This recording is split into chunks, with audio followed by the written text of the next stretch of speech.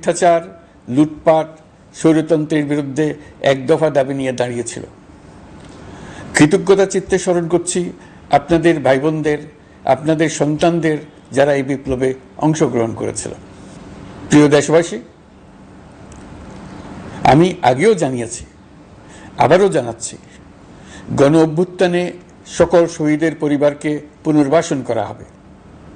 সকল আহত শিক্ষার্থী, শ্রমিক, জনতার চিকিৎসার সম্পূর্ণ ব্যয় সরকার বহন করবে। আহতদের দীর্ঘমেয়াদী এবং ব্যয়বহুল চিকিৎসা এবং শহীদদের পরিবারের দেখাশোনার জন্য স্বাস্থ্য মন্ত্রণালয়ের নেতৃত্বে একটি পূর্ণাঙ্গ তালিকা প্রস্তুত করা হয়েছে। এখন এই নতুন তথ্য পাওয়ার ভিত্তিতে এই তালিকা হালনাগাদ করা হতে থাকবে।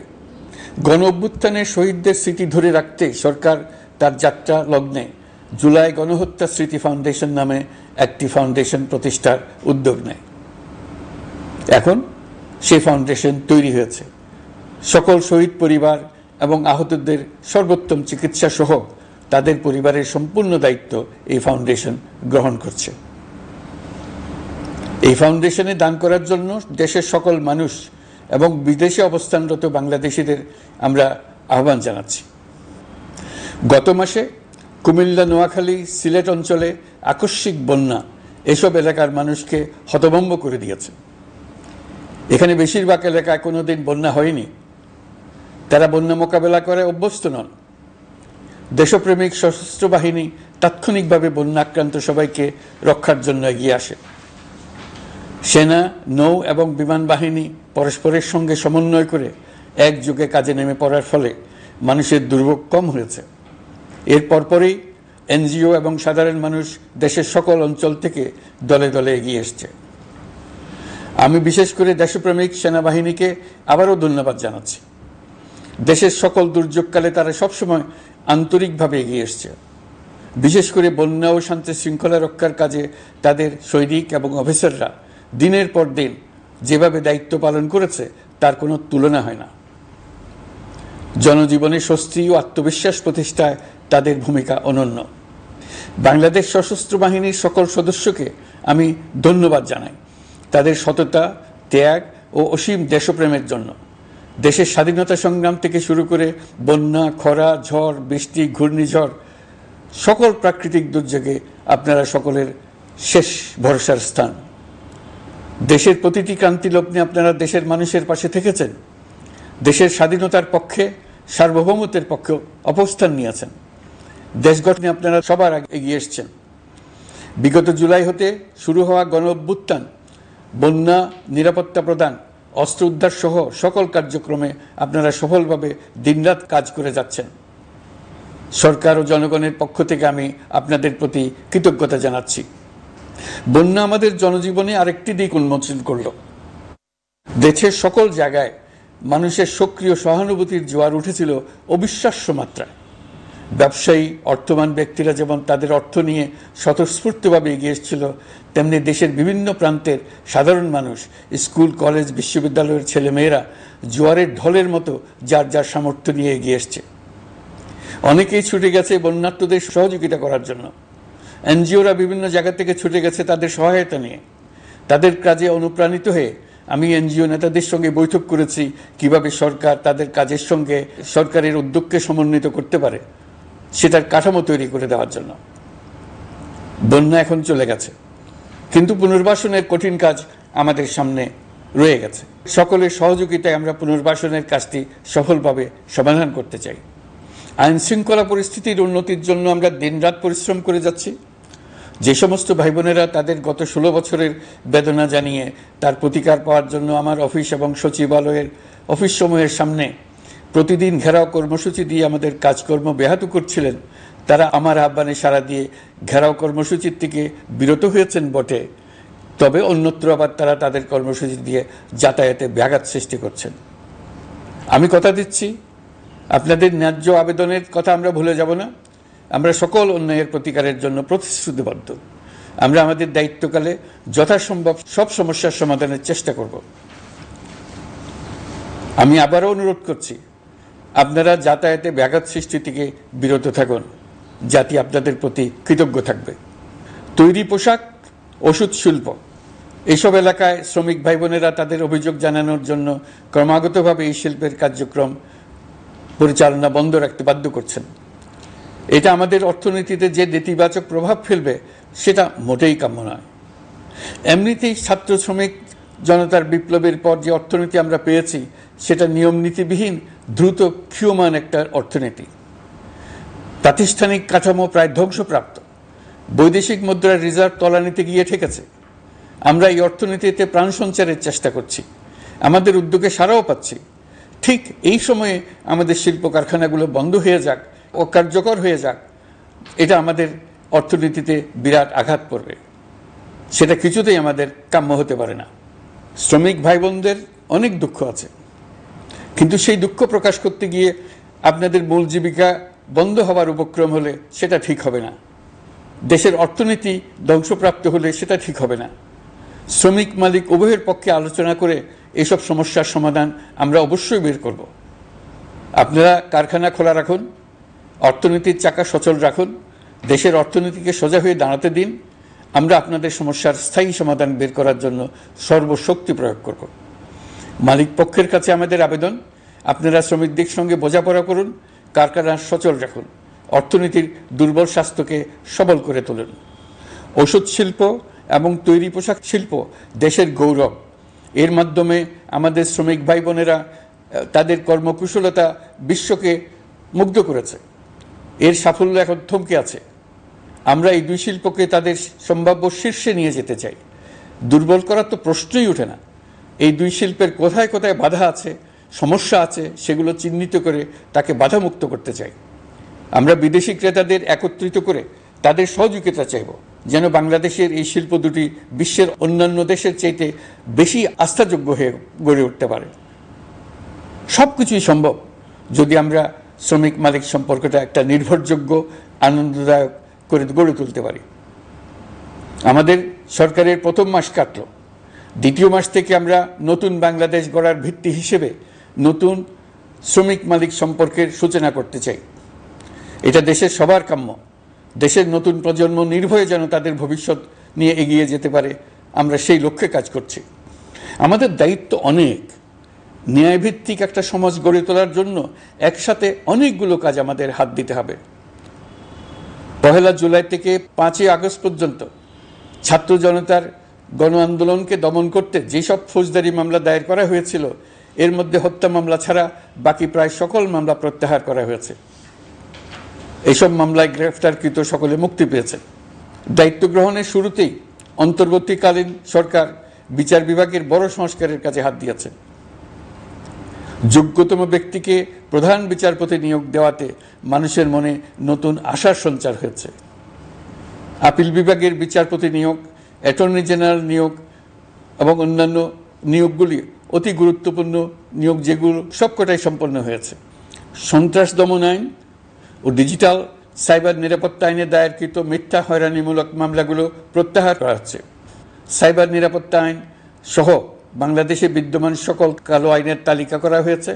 অতি সত্বর এই সকল কালো আইন বাতিল ও প্রযোজ্য ক্ষেত্রে সংশোধন করা হবে। সাংবাদিক সাগর রনি হত্যাকাণ্ড সহ বহুল আলোচিত 5টি হত্যাকাণ্ডের তদন্ত ও বিচার অগ্রাধিকার ভিত্তিতে ও দ্রুততম সময়ে নিষ্পত্তির জন্য সহায়তা প্রদান করা হচ্ছে। সম্প্রতি আমরা বলপূর্বক গুম থেকে সকল ব্যক্তির সুরক্ষার জন্য আন্তর্জাতিক কনভেনশনের সনদে স্বাক্ষর করেছি। ফলে স্বৈরাচার দ্বারা প্রতিষ্ঠিত গুম সংস্কৃতির সমাপ্তি ঘটানোর জন্য আন্তর্জাতিকভাবে আমরা প্রতিজ্ঞাবদ্ধ হলাম। এছাড়া আমরা ফ্যাসিবাদ শাসনের 15 বছরে গুমের প্রতিটি ঘটনা তদন্ত করার জন্য পৃথক একটা কমিশন গঠন করছি। যেসব পরিবার তাদের নিখোঁজ পিতা, স্বামী, পুত্র এবং ভাইদের পাওয়ার জন্য বছরের পর বছর যন্ত্রণার সাথে অপেক্ষা করছেন, আমরা আপনাদের বেদনায় সমব্যথী। আয়নাঘরগুলো বন্ধ করে দেওয়া হয়েছে এবং সেই সাথে বের হয়ে আসছে ফ্যাসিস্ট হাসিনা সরকারের গুমের শিকার ভাই বোনদের কষ্ট ও যন্ত্রণা গাথা। আমাদের তরুণ প্রজন্মের ভবিষ্যৎ যেন উজ্জ্বল হয়, সেটা নিশ্চিত করতে শিক্ষা ব্যবস্থার দিকে আমাদের পূর্ণ নজর রয়েছে। ইতিমধ্যে প্রথম শ্রেণী থেকে দ্বাদশ শ্রেণী পর্যন্ত বর্তমানের ত্রুটিপূর্ণ শিক্ষাক্রম পরিবর্তন করা হয়েছে। বই সংশোধন ও পরিমার্জনের কাজ শেষ পর্যায়ে আছে। এই সংস্কারের কাজ অব্যাহত থাকবে। বিশ্ববিদ্যালয়সমূহের উচ্চ প্রশাসনিক পদগুলো পূরণ করে শিক্ষা কার্যক্রম স্বাভাবিক করার কাজ দ্রুত গতিতে এগিয়ে চলেছে। বেসরকারি শিক্ষা প্রতিষ্ঠানগুলোর পরিচালনা বোর্ডে দখলদারিত্বের রাজনীতি বন্ধ করার ব্যবস্থাও নেওয়া হয়েছে। আপনারা নিশ্চয় লক্ষ্য করেছেন, আমাদের প্রথম মাসে দেশের প্রায় সকল বিশ্ববিদ্যালয়ের উপাচার্য এবং উপাচার্য মহোদয়গণ পদত্যাগ করেছেন। উচ্চশিক্ষার ক্ষেত্রে এটা বিরাট শূন্যতার সৃষ্টি করেছে। প্রথম মাসে আমরা ক্রমাগতভাবে প্রতিটি বিশ্ববিদ্যালয়ে সবার কাছে গ্রহণযোগ্য এমন উপাচার্য এবং উপাচার্য নিয়োগ দেওয়ার কাজ শুরু করেছে। এর ফলে সকল সরকারি এবং বেসরকারি বিশ্ববিদ্যালয়গুলোতে নতুন উদ্যমে কাজ শুরু করার পরিবেশ সৃষ্টি হয়েছে। সংবাদ মাধ্যম ও মত প্রকাশের পূর্ণ স্বাধীনতা ইতিমধ্যে নিশ্চিত করা হয়েছে। আমরা সবাইকে বলে দিয়েছি, আপনারা মন খুলে আমাদের সমালোচনা করুন, আমরা সবার মতামতের প্রতি শ্রদ্ধাশীল। মিডিয়া যাতে কোনো রকম বাধা বিপত্তি ছাড়া নির্বিঘ্নে তাদের কাজ করতে পারে, সেজন্য একটা মিডিয়া কমিশন গঠন করা সরকারের সক্রিয় বিবেচনাধীন। আরও যেসব কমিশন সরকার সহ অন্য সবাইকে জবাবদিহিতার আওতায় আনতে পারে, আমরা তাদের পুনর্গঠন ও সংস্কারের উদ্যোগ নিয়েছি, যাতে তারা আরও শক্তিশালী হয়, জনকল্যাণে কাজ করে। দায়িত্ব গ্রহণের পর বিভিন্ন দেশের সরকার প্রধান টেলিফোনে এবং শুভেচ্ছা বার্তা পাঠিয়ে আমাকে অভিনন্দন জানিয়েছেন। বিভিন্ন দেশের রাষ্ট্রদূত এবং হাই কমিশনার বৃন্দ আমার সাথে সাক্ষাৎ করে দ্বিপাক্ষিক সহযোগিতা বৃদ্ধির আশ্বাস দিয়েছেন। আমার অনুরোধে সংযুক্ত আরব আমিরাতের 57 জন বাংলাদেশি যারা ফ্যাসিবাদ বিরোধী বিক্ষোভে অংশগ্রহণ করা বিভিন্ন মেয়াদে কারাদণ্ডে দণ্ডিত হয়েছিলেন, তাদের সাধারণ ক্ষমা ঘোষণা করেছেন সে দেশের সরকার। ইতিমধ্যে তাদের কয়েকজন দেশে ফিরে এসেছেন। এই ক্ষমা প্রদর্শন ছিল অতি বিরল একটি ঘটনা। এই জন্য আমি সংযুক্ত আরব আমিরাতের রাষ্ট্রপতি শেখ মোহাম্মদ বিন জায়েদ আল নাহিয়ানকে ধন্যবাদ ও কৃতজ্ঞতা জানিয়েছি আপনাদের সবার পক্ষ থেকে। যে সমস্ত সরকার প্রধানের সঙ্গে আমার টেলিফোনে যোগাযোগ হয়েছে, তাদের মধ্যে রয়েছেন ভারতের প্রধানমন্ত্রী নরেন্দ্র মোদী, পাকিস্তানের প্রধানমন্ত্রী শাহবাজ শরীফ। আমরা ভারত এবং অন্যান্য প্রতিবেশী রাষ্ট্রসমূহের সঙ্গে সুসম্পর্ক চাই, তবে সেই সম্পর্ক হতে হবে ন্যায্যতা এবং সমতার ভিত্তিতে। ভারতের সাথে আমরা ইতিমধ্যে বন্যা মোকাবেলায় উচ্চ পর্যায়ে দ্বিপাক্ষিক সহযোগিতার আলোচনা শুরু করেছি। দক্ষিণ এশিয়ায় আঞ্চলিক সহযোগিতা বৃদ্ধির লক্ষ্যে আমি সার্ক রাষ্ট্রগোষ্ঠী পুনর্জীবিত করার উদ্যোগ নিয়েছি। আমরা চাই আমাদের দেশ যেন একটি গণতান্ত্রিক দেশ হিসেবে বিশ্বের কাছে সম্মানের সাথে পরিচিত হয়। দেশের পরিকল্পনা যেন দেশের মানুষ কেন্দ্রিক হয়, কোনো নেতা বা দল কেন্দ্রিক না হয়। আমরা স্বৈরাচারী হাসিনা সরকারের অহেতুক কোটি কোটি টাকা ব্যয়ের প্রকল্প বাস্তবায়িত হতে দেখেছি, যেগুলো কখনোই দেশের মানুষের জন্য ছিল না, বরং এর সাথে জড়িত ছিল কুৎসিত আমিত্ব এবং বিশাল আকারের চুরি। চলমান এবং প্রস্তাবিত সকল উন্নয়ন প্রকল্পগুলোর যাচাই বাছাই করার কাজ ইতিমধ্যে আমরা শুরু করেছি। প্রকল্প বাস্তবায়নের পর্যায় বিবেচনা করে বাকি কাজে ব্যয়ের সাশ্রয় এমনকি প্রয়োজন মতে তা বাতিল করার কথা বিবেচনা করা হবে। দেশের মানুষকে আর ফাঁকি দেওয়া চলবে না। কর্মসংস্থান তৈরি করবে এমন প্রকল্পগুলোকে আমরা অগ্রাধিকার দেব। লুটপাট ও পাচার হয়ে যাওয়া অর্থ ফিরিয়ে আনার উদ্যোগ আমরা নিয়েছি। আর্থিক খাতে শৃঙ্খলা ফিরিয়ে আনতে একটা ব্যাংকিং কমিশনও গঠন করার উদ্যোগ নেওয়া হয়েছে। বিভিন্ন ব্যাংকের পরিচালনা পরিষদ পুনর্গঠন করা হয়েছে। ব্যাংকিং খাতে এই এক মাসে বিরাট পরিবর্তন এসেছে, আপনারা নিশ্চয়ই সেটা লক্ষ্য করেছেন। আমরা এই খাতে নিয়ম নীতি প্রতিষ্ঠা করতে পেরেছি। আরও অনেক কাজ বাকি রয়ে গেছে। প্রথম মাসের কাজ হিসেবে শুধু প্রধান কাজগুলো করেছে, তার সঙ্গে রয়েছে আরও অনেক পরবর্তী কাজ। ফ্যাসিবাদী সরকার লুটপাট করার জন্য নতুন করে 60,000 কোটি টাকা ছাপিয়ে বাজারে ছাড়ার কারণে মুদ্রাস্ফীতির শিকার হয়েছে দেশের মানুষ। এই অতুলনীয় মুদ্রাস্ফীতি নিয়ন্ত্রণ অন্তর্বর্তী সরকারের অন্যতম প্রধান লক্ষ্য। মুদ্রাস্ফীতি নিয়ন্ত্রণের লক্ষ্যে পলিসি সুদের হার বৃদ্ধি করে 9% উন্নীত করা হয়েছে। মূল্যস্ফীতি থেকে সাধারণ মানুষকে সুরক্ষা দেওয়ার উদ্দেশ্যে ওএমএস খাদ্য বান্ধব কর্মসূচি সহ সুলভ মূল্যে প্রান্তিক মানুষের কাছে নিত্য প্রয়োজনীয় দ্রব্য সরবরাহ চলমান রাখা হয়েছে। মূল্যস্ফীতি মোকাবেলায় চলতি অর্থ বছরে চাল ও গম আমদানির জন্য 5,800 কোটি টাকা, আভ্যন্তরীণ সংগ্রহের জন্য 8,900 কোটি টাকা এবং খাদ্য ভর্তুকির 3টি প্রোগ্রামের জন্য 7,360 কোটি টাকা বরাদ্দ রাখা হয়েছে। বিভিন্ন স্টেক হোল্ডারের সাথে সভা করে মূল্যস্ফীতি নিয়ন্ত্রণের করণীয় সমূহ চিহ্নিত করা হয়েছে। পরিচালন ও উন্নয়ন ব্যয় যৌক্তিক পরিমাণে হ্রাস করার জন্য কার্যক্রম গ্রহণ করা হয়েছে। কৃষিপণ্য উৎপাদনের জন্য সার আমদানির ক্ষেত্রে প্রয়োজনীয় বৈদেশিক মুদ্রার সরবরাহ নিশ্চিত করার পদক্ষেপ নেওয়া হয়েছে। প্রকৃত চাষিগণ যাতে কৃষি ঋণ পেয়ে থাকেন তা নিশ্চিত করার উদ্যোগ নেওয়ার পাশাপাশি কৃষি ঋণের পরিমাণ বৃদ্ধি করা হয়েছে। মার্কিন ডলারের বিপরীতে টাকার বিনিময় হার স্থিতিশীল রাখার লক্ষ্যে বৈদেশিক মুদ্রার বিনিময় হারকে বাজার ভিত্তিক করা হয়েছে। কালো টাকা সাদা করার অনৈতিক অনুমতি বাতিল করা হয়েছে। বৈদেশিক মুদ্রার রিজার্ভ বৃদ্ধি করতে বিভিন্ন উন্নয়ন সহযোগীদের কাছ থেকে বাজেট সাপোর্ট চাওয়া হয়েছে। আন্তর্জাতিক মুদ্রা তহবিল থেকে অতিরিক্ত 3 বিলিয়ন মার্কিন ডলার, বিশ্বব্যাংক থেকে অতিরিক্ত 1 বিলিয়ন ডলার, জাইকা থেকে অতিরিক্ত 1 বিলিয়ন মার্কিন ডলার প্রদানের অনুরোধ করা হয়েছে। রূপপুর পারমাণবিক বিদ্যুৎ কেন্দ্র নির্মাণ প্রকল্পের অগ্রিম অর্থ পরিশোধ এবং বকেয়া পাওনা নিয়ে রাশিয়ান ফেডারেশনের সাথে অর্থ মন্ত্রণালয়ের আলোচনা চলছে। পাইপলাইনে থাকা 48 বিলিয়ন মার্কিন ডলার বৈদেশিক সহায়তা ব্যবহারের উদ্যোগ নেওয়া হয়েছে। মেগা প্রকল্পের নামে লুটপাট বন্ধের পাশাপাশি স্বাস্থ্য ও শিক্ষা খাতে বরাদ্দ বৃদ্ধির পরিকল্পনা গ্রহণ করা হয়েছে। বৈদেশিক মুদ্রার রিজার্ভের উপর চাপ কমানোর লক্ষ্যে রাশিয়া এবং চীন থেকে প্রাপ্ত ঋণের সুদের হার কমানো এবং ঋণের মেয়াদ বৃদ্ধির জন্য অনুরোধ জানানো হয়েছে। সকল উন্নয়ন সহযোগীদের সাথে সম্পর্ক আরও নিবিড় করার উদ্যোগ নেওয়া হয়েছে। সকল অর্থনৈতিক সূচক এবং পরিসংখ্যানের প্রকৃত মান বা সংখ্যা প্রকাশের জন্য নির্দেশনা প্রদান করা হয়েছে। জিডিপি, মূল্যস্ফীতি ইত্যাদি সঠিক উপাত্ত সংগ্রহ, প্রাক্কলন ও প্রকাশের জন্য নির্দেশনা দেওয়া হয়েছে। জাতীয় রাজস্ব বোর্ড এবং অর্থ বিভাগের রাজস্ব আয় সম্পর্কিত উপাত্তের মধ্যে পার্থক্য নিরসনে উদ্যোগ নেওয়া হয়েছে। প্রকৃত রপ্তানি আয় নিরূপণ এবং প্রকাশের নির্দেশনা দেওয়া হয়েছে। জাতীয় রাজস্ব বোর্ডের অটোমাইজেশনের লক্ষ্যে পরিকল্পনা গ্রহণ করা হয়েছে। পুঁজিবাজারকে স্বাভাবিক ধারায় ফিরিয়ে আনতে সিকিউরিটি এক্সচেঞ্জ কমিশন পুনর্গঠন করা হয়েছে। নিত্য প্রয়োজনীয় পণ্য সামগ্রীর সরবরাহ স্বাভাবিক রাখার নিমিত্তে ব্যবসায়ী, শিল্প মালিক ও ব্যবসায়ী সংগঠনের সাথে সভা করা হচ্ছে এবং তাদের মতামতের ভিত্তিতে বিভিন্ন ব্যবস্থা গ্রহণ করা হচ্ছে। বিদ্যমান মজুদ ও ঘাটতি মূল্যায়ন করে ভবিষ্যৎ চাহিদা পর্যালোচনা করে স্থানীয় উৎপাদন বৃদ্ধির পাশাপাশি আমদানি পর্যায়ে বিভিন্ন জটিলতা দূরীকরণ, বন্দর ও বড় মোকাম সহ পরিবহন ব্যবস্থার বিভিন্ন সমস্যা সমাধানে সংশ্লিষ্ট সকল মন্ত্রণালয়, দপ্তর, বিভাগকে প্রয়োজনীয় নির্দেশ দেওয়া হয়েছে। এই জন্য তেল, চিনি, ডিম ও মাংস উৎপাদনকারী বৃহৎ প্রতিষ্ঠানসমূহের সাথে সভা ও মতবিনিময় করা হচ্ছে। নিত্য প্রয়োজনীয় কিছু দ্রব্যাদি যেমন পেঁয়াজ, আলু এসবের দাম আরও কমানোর জন্য বিদ্যমান শুল্ক হার হ্রাসের বিষয়ে এনবিআরকে প্রয়োজনীয় নির্দেশনা দেওয়া হয়েছে। ইতোমধ্যে এনবিআর পেঁয়াজ, আলু ও কতিপয় কীটনাশকের ক্ষেত্রে আমদানি শুল্ক হ্রাস এবং ক্ষেত্র বিশেষে রেগুলেটরি শুল্ক প্রত্যাহার করে এসআরও জারি করেছে। নিম্ন আয়ের 1 কোটি পরিবারকে টিসিবির মাধ্যমে হ্রাসকৃত মূল্যে কিছু পণ্য যেমন পরিবার প্রতি চাল মাসে 5 কেজি, সয়াবিন তেল মাসে 2 কেজি, মসুর ডাল মাসে 2 কেজি দেওয়া হচ্ছে। এটি সামনের দিনগুলোতে অব্যাহত রাখা হবে।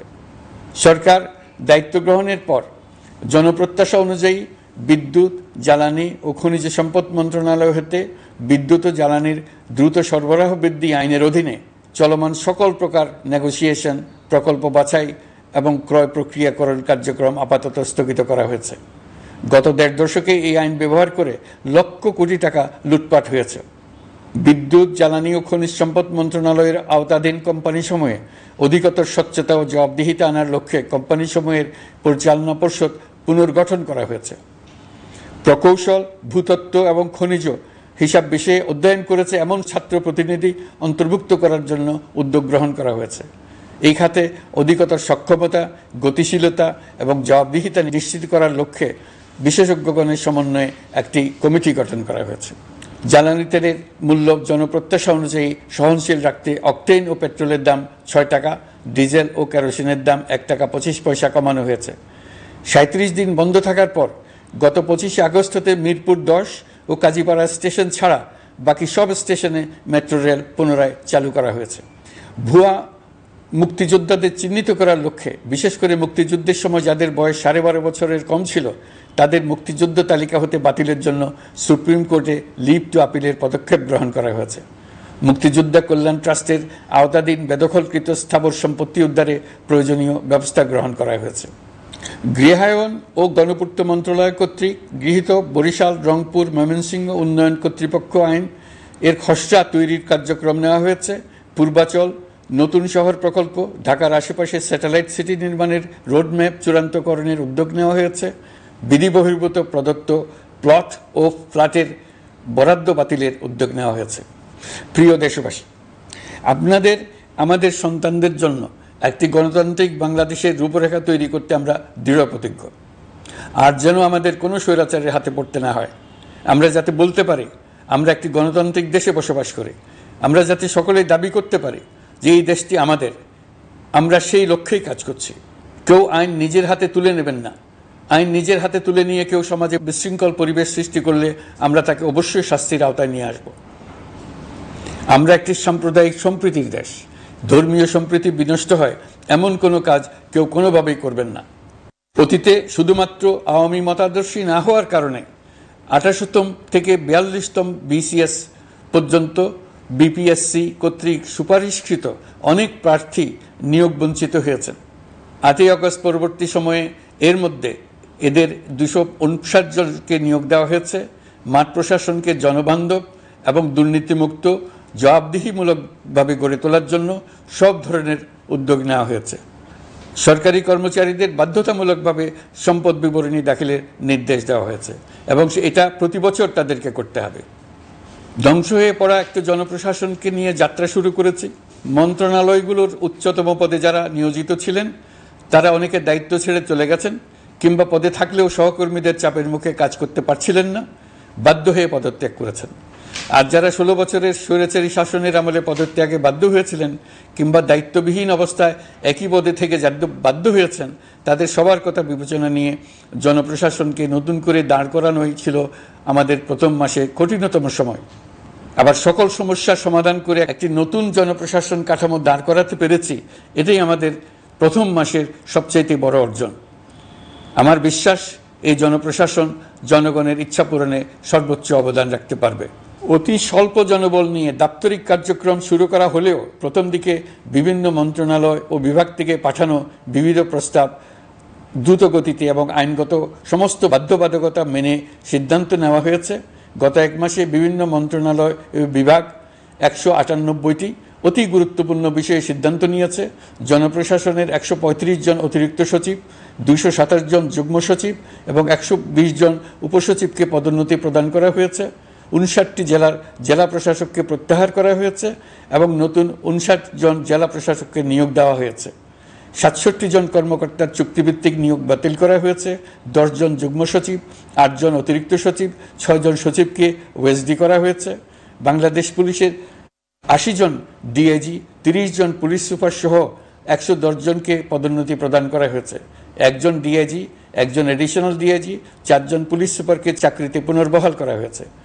আইজিপি সহ 10 জন অতিরিক্ত আইজি, 88 জন ডিআইজি, 21 জন এডিশনাল ডিআইজি, 177 জন পুলিশ সুপার সহ মোট 297 জন কর্মকর্তাকে বদলি করা হয়েছে।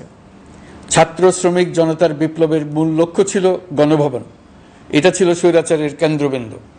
এই সরকার বিপ্লবের প্রতি সম্মান দেখিয়ে গণভবনকে বিপ্লবের জাদুঘর হিসেবে ঘোষণা দিয়েছে। ছাত্র জনতার ক্ষোভকে স্থায়ীভাবে তুলে ধরার জন্য গণভবনের আর কোনো সংস্কার করা হবে না। ছাত্র জনতার ক্ষোভের মুখে তা যে অবস্থায় দাঁড়িয়েছিল সেই অবস্থায় তাকে রাখা হবে। যেসব মূল্যবান সামগ্রী জনতা নিয়ে গিয়েছিল সেগুলো অনেক ফেরত দিয়ে গেছেন। যারা নিয়ে গিয়েছেন তারা নিজেরাই ফেরত দিয়ে গেছেন। তাদের আমরা দেশবাসীর পক্ষ থেকে ধন্যবাদ জানাচ্ছি। আরও কিছু জিনিস পাওয়া যায়নি, যারা নিয়ে গেছেন তাদের কাছে আমাদের অনুরোধ থাকবে তারা যেন এইসব সামগ্রী ফেরত দিয়ে যান। আমরা উল্লেখ করব এইসব বিক্ষুব্ধ জনতা নিয়ে গিয়েছিল, কিন্তু বিজয়ের পর তারা আবার জাদুঘরের প্রতি সম্মান দেখিয়ে এগুলো ফেরত দিয়ে গিয়েছেন। আমরা নতুন বাংলাদেশকে একটা পরিবেশ বান্ধব এবং জীববৈচিত্র্যময় দেশ হিসেবে গড়ে তোলার উদ্যোগ নিয়েছি। এটি তরুণদের আকাঙ্ক্ষা, আমাদের সবারই আকাঙ্ক্ষা। সেই লক্ষ্যে আমি প্রথমেই একটি ক্ষুদ্র পদক্ষেপ নিয়েছি। আমার বাসভবন এবং সমগ্র সচিবালয়ে প্লাস্টিকের পানির বোতল ব্যবহার নিষিদ্ধ করেছি। ইতিমধ্যে সুপার শপগুলোতে পলিথিনের শপিং ব্যাগ ব্যবহার বন্ধ করার উদ্যোগ নেওয়া হয়েছে। গত কয়েক দশকে যে পরিমাণ নদী দূষণ হয়েছে আমরা তা বন্ধ করার উদ্যোগ নিয়েছি। আমরা সংস্কার চাই। আমাদের একান্ত অনুরোধ, আমাদের উপর যে সংস্কারের গুরু দায়িত্ব দিয়েছেন সেই দায়িত্ব দিয়ে আপনারা দর্শকের গ্যালারিতে চলে যাবেন না। আপনারা আমাদের সঙ্গে থাকুন, আমরা একসঙ্গে সংস্কার করব। এটা আমাদের সবার দায়িত্ব। আপনারা নিজ নিজ জগতে সংস্কার আনুন। একটা জাতির সংস্কার শুধু সরকারের সংস্কার হলে হয় না। আপনি ব্যবসায়ী হলে আপনার ব্যবসায় সংস্কার আনুন। ব্যবসায়ী গোষ্ঠীরা তাদের নিজ নিজ সমিতির মাধ্যমে সংস্কার আনুন। সমিতিতে সংস্কার আনুন। নতুন করে সমিতি গঠনতন্ত্র সংশোধন করুন। আপনি শ্রমিক হলে আপনার ক্ষেত্রে আপনি সংস্কার করুন। আপনি রাজনৈতিক নেতাকর্মী হলে আপনার ক্ষেত্রে সংস্কার করুন। আপনি প্রতিষ্ঠান প্রধান হলে আপনার প্রতিষ্ঠানে সংস্কার আনুন। আমি এটাকে সুযোগ হিসেবে গ্রহণ করার জন্য সবাইকে আহ্বান জানাচ্ছি। এই সংস্কারের মাধ্যমে আমরা জাতি হিসেবে নতুনভাবে যাত্রা শুরু করতে চাই। আমাদের এই যাত্রা আমাদেরকে পৃথিবীর একটা সম্মানিত জাতি হিসেবে প্রতিষ্ঠিত করুক, এটাই আমাদের সবার কাম্য, এটাই আমাদের সবার লক্ষ্য। গত এক মাসে আমি বেশ কিছু রাজনৈতিক দলের সঙ্গে পৃথকভাবে বসছি, তাদের সঙ্গে মতামত বিনিময় করেছি। তারা আমাদের উৎসাহিত করেছেন, ছাত্র শ্রমিক জনতার বিপ্লবের লক্ষ্যের প্রতি সমর্থন জানিয়েছেন, সংস্কারের কাজে পূর্ণ সহযোগিতার দেওয়ার আশ্বাস দিয়েছেন। আমি দেশের বিশিষ্ট সম্পাদক বৃন্দের সঙ্গে মত বিনিময় করেছি, তারাও সংস্কারের কাজে পূর্ণ সহযোগিতা দেওয়ার আশ্বাস দিয়েছেন। তারা বিভিন্ন বিষয়ে মূল্যবান পরামর্শ দিয়েছেন। সবার পরামর্শ নিয়ে এখন আমাদের অগ্রসর হওয়ার পালা। আমি বিশিষ্ট ব্যবসায়ীদের সঙ্গে বৈঠক করেছি, তাদের কাছে আমাদের সরকারের লক্ষ্যগুলো ব্যাখ্যা করেছি, তারাও আমাদের লক্ষ্যের সঙ্গে একমত প্রকাশ করেছেন। আপনারা জানেন, ছাত্র শ্রমিক জনতার ঐতিহাসিক জুলাই গণ অভ্যুত্থানের মুখে এবং হাজারো মানুষের আত্মদানের বিনিময়ে বাংলাদেশে ফ্যাসিস্ট সরকারের পতন হয়েছে। এই গণ অভ্যুত্থানের বার্তা ও আকাঙ্ক্ষা বাস্তবায়নের জন্য একটি অভূতপূর্ব সময় ও সুযোগ আমরা এর মধ্য দিয়ে অর্জন করেছি। এর বাস্তবায়ন তথা বাংলাদেশের ফ্যাসিজম বা স্বৈরতান্ত্রিক শাসন পুনরাবৃত্তির আশঙ্কা রোধ এবং জনমালিকানা ভিত্তিক কল্যাণমুখী জনস্বার্থে নিবেদিত একটি রাষ্ট্র ব্যবস্থা প্রবর্তনের লক্ষ্যে কিছু জাতীয় ভিত্তিক সংস্কার সম্পন্ন করা জরুরি হয়ে পড়েছে। উক্ত সংস্কার ভাবনার অন্যতম কেন্দ্রবিন্দু হচ্ছে সুষ্ঠু নির্বাচন ব্যবস্থা, সুশাসন প্রতিষ্ঠা করা। আমরা যেহেতু জনগণের ভোটাধিকার ও জনগণের মালিকানায় বিশ্বাস করি, সেহেতু নির্বাচন ব্যবস্থার উন্নয়নে আমাদের সংস্কার ভাবনায় গুরুত্ব পেয়েছে অধিক। আমরা মনে করি নির্বাচনের নামে সংখ্যাগরিষ্ঠতার একাধিপত্য ও দুঃশাসন মানুষের উপর চাপিয়ে দেওয়া বা এর মাধ্যমে এক ব্যক্তি বা এক পরিবার বা কোনো গোষ্ঠীর কাছে সকল ক্ষমতা কুক্ষিগত করে রাখার কোনো ক্রমেই গ্রহণযোগ্য নয়। এসব আশঙ্কা রোধ করার জন্য নির্বাচনের সাথে সম্পর্কিত নির্বাচন কমিশন সহ অন্যান্য প্রতিষ্ঠানগুলোর সংস্কারের কথা আমরা ভাবছি। নির্বাচন ব্যবস্থার সাথে সম্পর্কিত প্রতিষ্ঠান হিসেবে পুলিশ প্রশাসন, জনপ্রশাসন, বিচার প্রশাসন, দুর্নীতি দমন কমিশন এই 4টি প্রতিষ্ঠানের সংস্কার করা সুষ্ঠু ও অবাধ নির্বাচনের জন্য অপরিহার্য। এসব প্রতিষ্ঠানের সংস্কার জনমালিকানা ভিত্তিক, জবাবদিহিমূলক এবং কল্যাণমূলক রাষ্ট্র ব্যবস্থা প্রতিষ্ঠায় অবদান রাখবে বলে আমি বিশ্বাস করি। এর পাশাপাশি সমাজের সকল স্তরের মানুষের প্রতিনিধিত্ব ও স্বার্থ নিশ্চিত করার জন্য এবং জুলাই গণ অভ্যুত্থানের বার্তাকে প্রতিফলিত করার জন্য সাংবিধানিক সংস্কারের প্রয়োজন আমরা অনুভব করছি। এসব বিষয়ে সংস্কার করার প্রাথমিক পদক্ষেপ হিসেবে আমরা প্রাথমিকভাবে 6টি কমিশন গঠন করার সিদ্ধান্ত নিয়েছি। এসব কমিশনের কাজ পরিচালনার জন্য বিষয়ভিত্তিক অভিজ্ঞতা বিবেচনা করে 6 জন বিশিষ্ট নাগরিকের নেতৃত্বে এই কমিশনগুলো পরিচালনা করার দায়িত্ব দিয়েছি।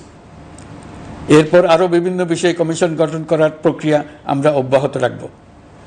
নির্বাচন ব্যবস্থা সংস্কার কমিশনের প্রধান হিসেবে দায়িত্ব পালন করবেন ডক্টর বদিউল আলম মজুমদার। পুলিশ প্রশাসন সংস্কার কমিশনের প্রধান হিসেবে কাজ করবেন জনাব সরফরাজ চৌধুরী।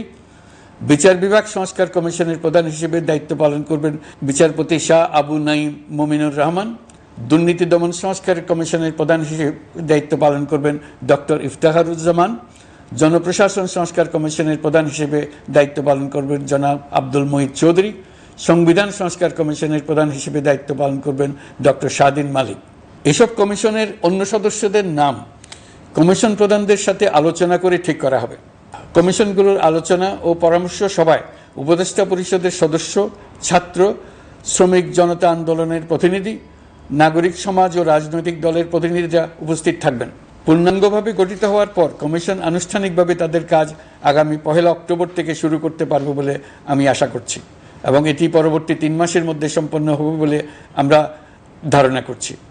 কমিশনের রিপোর্টের ভিত্তিতে সরকার পরবর্তী পর্যায়ে প্রধান রাজনৈতিক দলগুলোর সাথে পরামর্শ সভার আয়োজন করবে। চূড়ান্ত পর্যায়ে ছাত্র সমাজ, নাগরিক সমাজ, রাজনৈতিক দলের প্রতিনিধি, সরকারের প্রতিনিধি নিয়ে ব্যাপক ভিত্তিক 3 থেকে 7 দিন ব্যাপী একটি পরামর্শ সভার ভিত্তিতে সংস্কার ভাবনার রূপরেখা চূড়ান্ত করা হবে। এতে এই রূপরেখা কিভাবে বাস্তবায়ন হবে তার একটি ধারণাও দেওয়া হবে। এই আয়োজন জুলাই গণ অভ্যুত্থানের বার্তা বাস্তবায়ন ও রাষ্ট্র পুনর্নির্মাণ তাগিদের ঐক্যবন্ধনে গোটা জাতিকে শক্তিশালী ও আশাবাদী করে তুলবে বলে আমাদের বিশ্বাস। প্রিয় দেশবাসী, আমাদের সামনে অনেক কাজ। সবাই মিলে একই লক্ষ্যে আমরা অগ্রসর হতে চাই। আমাদের মধ্যে, বিশেষ করে আমাদের নতুন প্রজন্মের মধ্যে যে সুপ্ত প্রতিভা লুকিয়ে আছে, সেটা যেন বিনা বাধায় রাষ্ট্রের এবং সমাজের সহযোগিতায় প্রকাশ করতে পারি, সেই সুযোগের কাঠামো তৈরি করতে চাই। সকলে মিলে আমাদের পরিবারের প্রতিটি সদস্যকে, সে ঝাড়ুদার হোক, ছাত্র হোক, শিক্ষক হোক, যে কোনো ধর্মের হোক, সবার সমান অধিকার নিশ্চিত করতে চাই। এই হলো আমাদের সংস্কারের মূল লক্ষ্য। আসুন ছাত্র শ্রমিক জনতার এই বিপ্লবের লক্ষ্যকে আমরা দ্রুত বাস্তবায়ন করি। আমাদের প্রথম মাসে আমরা যেই গতিতে, যে উদ্যম নিয়ে কাজ এগিয়ে নিয়ে যাওয়ার কথা চিন্তা করেছিলাম, সেটা হয়তো করতে পারিনি বাস্তব অবস্থার পরিপ্রেক্ষিতে। দেশের আইনশৃঙ্খলা পরিস্থিতি স্বাভাবিক রাখা গেলে আশা করি আমরা আমাদের গতি অনেক বাড়াতে পারব। এই জন্য দেশের সকল মানুষের কাছে, শিক্ষক, ছাত্রছাত্রী, কৃষক, শ্রমিক, পেশাজীবী, বড় ব্যবসায়ী, ক্ষুদ্র ব্যবসায়ী, দিনমজুর, গৃহিণী, সকলের সহযোগিতা চেয়েছি। আমাদের কাজ বড় কঠিন, কিন্তু জাতি হিসেবে এবার ব্যর্থ হওয়ার কোনো অবকাশ আমাদের নেই। আমাদেরকে সফল হতেই হবে। এই সাফল্য আপনাদের কারণেই আসবে, আপনার সহযোগিতার কারণেই আসবে। আমাদের কাজ হবে আপনার আমার স্বপ্নকে বাস্তবে রূপায়িত করা। এখন আমরা আমাদের 2য় মাস শুরু করছি। আমাদের 2য় মাসে যেন আপনাদের মনে দৃঢ় আস্থা সৃষ্টি করতে পারি, সেই চেষ্টা করে যাব। ধৈর্য ধরুন, এই কথাটি আমি মোটেই আপনাদের বলবো না। আমরা সবাই অধৈর্য হয়ে পড়েছি। এত সব কাজ কখন যে শেষ হবে এটা চিন্তা করে আমরা অধৈর্য হব, কেন হব না? কিন্তু সঠিকভাবে কাজ করব, কাজে কোনো অধৈর্যের চিহ্ন রাখব না। প্রিয় দেশবাসী, দেশের শিশু, কিশোর কিশোরী, তরুণ তরুণী, ছাত্রছাত্রী, বয়স্ক, বৃদ্ধ, পুরুষ, মহিলা, সবাইকে আবারও আমার সালাম জানাচ্ছি। আসসালামু আলাইকুম।